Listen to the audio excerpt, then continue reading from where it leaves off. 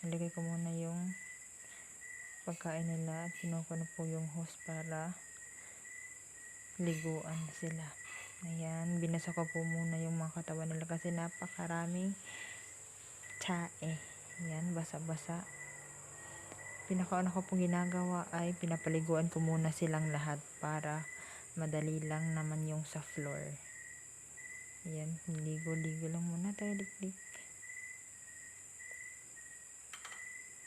Napakakulit pa namang paliguan kasi takot sa tubig.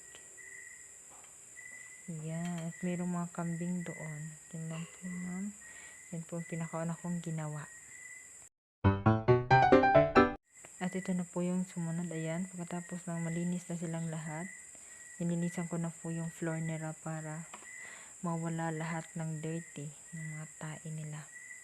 Para hindi mabaho. Ayan, linis lang ng linis. Sa napakakulit na mga budik-dik. Ayan. Marami pa silang tayo kasi bujag na mga ayan, linis lang po ako lang linis at pagkatapos ay at sinunod ko na po ang paglinis sa kanilang drinker para malinis na po at ready na po mamaya para dry na siya. Pagkatapos po ng paglilinis, ayan, pagliligo sa kanila, nilagay ko na po ang pagkain nila para makakain na sila. Ayan, gutom na gutom ang aking mga bidik-bidik.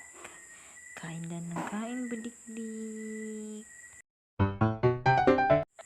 At dito po, nilagyan ko na po ng tubig ang kanilang drinker para may mainom po sila pagkatapos nilang kumain. At ayun na nga, uminom na nga ang mga budik-dik na nauuhaw. Yun lang po for this week, ma'am. At ito po yung gamot na ginamit ko po.